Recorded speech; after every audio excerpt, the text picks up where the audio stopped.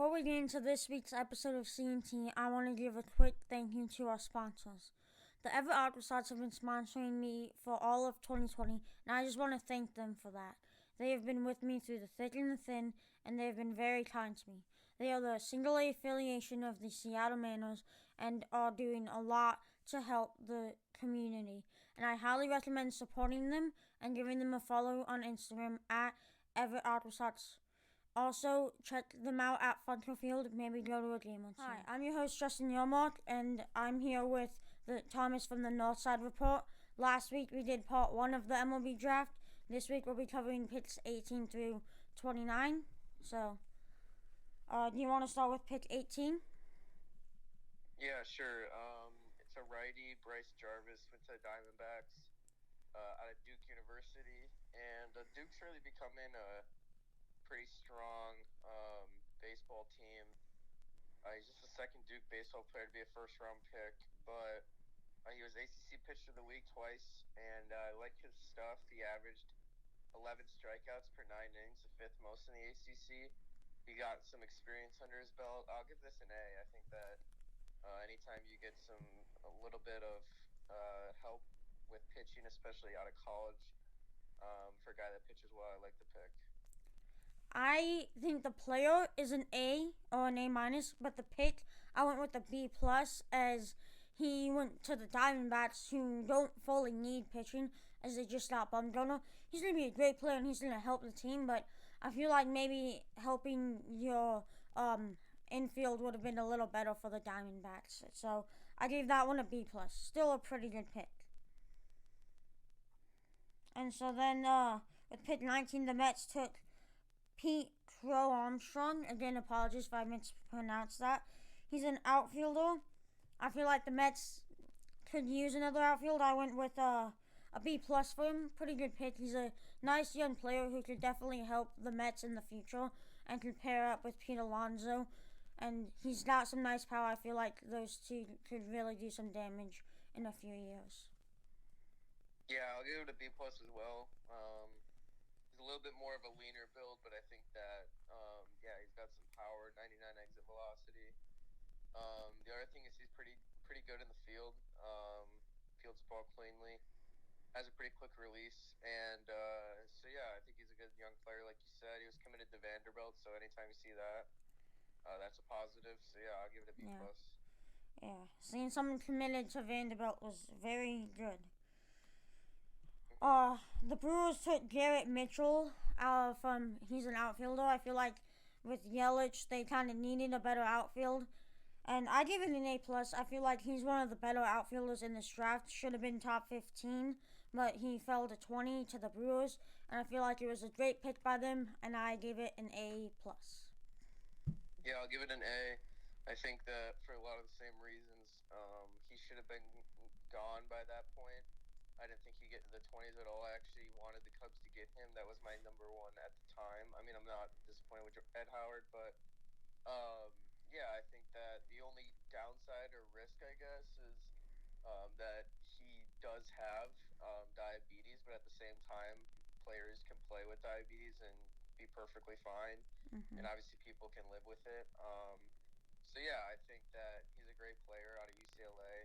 I'll give it an A, and I think Milwaukee got great value with him. Yeah. The Cardinals took Jordan Walker, third baseman. I give it an A minus. Like, they needed it. There's nothing a ton exciting about this pick or much to say. It's just a good pick. It helps the team, adds to the prospects, and just I don't really have much to say about that pick. Yeah, I like the pick a lot. He's increased his velocity 20 miles an hour in the last 4 years, and he was committed to Duke. Sorry, excuse me, I'm about to sneeze. I think I'm good. Okay, he has power coming in a big way, I think, and like you said, the Cardinals added a good piece in the draft. I'll give it a B plus, I guess. Yeah. Nationals took Cade Cavalier, right-handed pitcher. I gave that an A. They needed pitching, and they went out and got a good pitcher prospect and to really help the team in the future.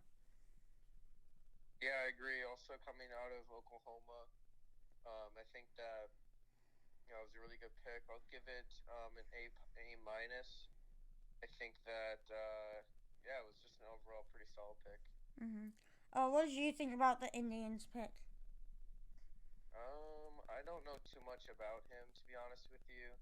I see that it's a high schooler out of Arizona, shortstop. Although, I mean, I'll probably give it a B or a B plus. I'm sure he's a great player, but I mean, obviously Lindor is over at shortstop. So yeah, he's a long and rangy young build, very projectable physically, so that's a good sign. I'll give it a B plus. I give it a B minus. I mean, I'm sure Carson Tucker will be good, but I just feel like he's no Lindor, and he never will be, and they should not have went out and gotten a shortstop when they have Lindor. When I don't think he's going anywhere at all in his entire career. I feel like he's gonna stay with the Indians throughout. So I feel like it was kind of dumb to go out and get a shortstop. hmm Next pick, I'll give the Rays an A plus on Nick Bitsko. I like him a lot. Right-hander out of high school, out of Pennsylvania, and his fastball has gotten up to 97, but he also has his off speed down to about 75, so that's intriguing. I like the pick a lot. I like the player.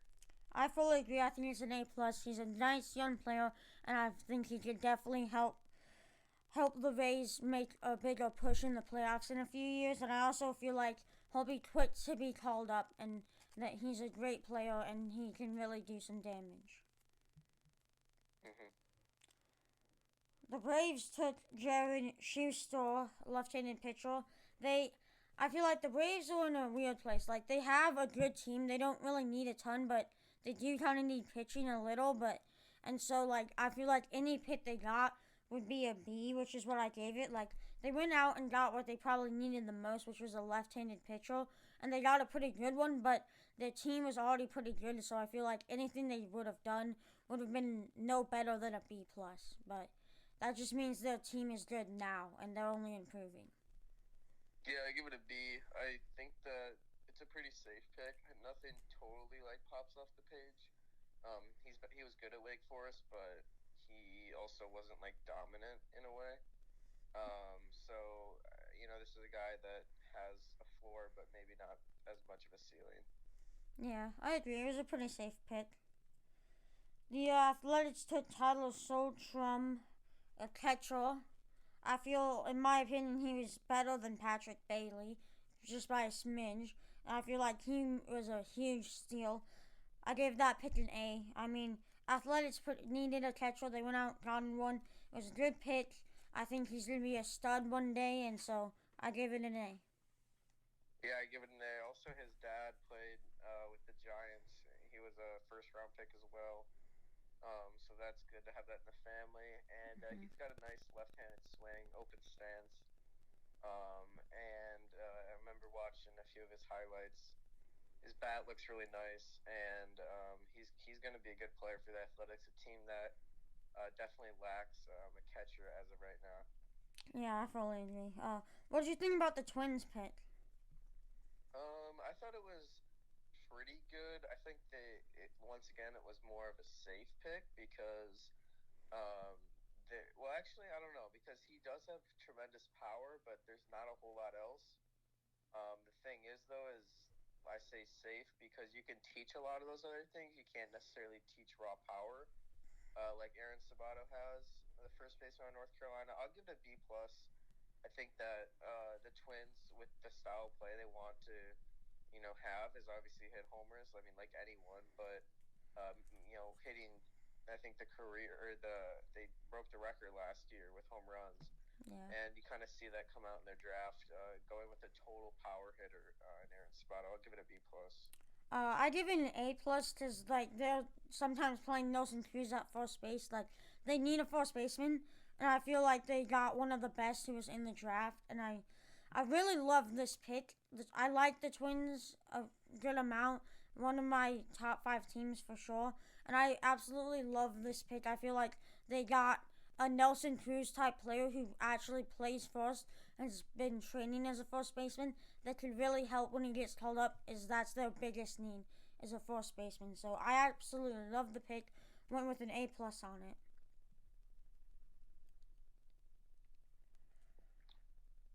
The All right. Yankees took Austin Wells, catcher. I mean, the Yankees don't really need anything, so I give it a C minus.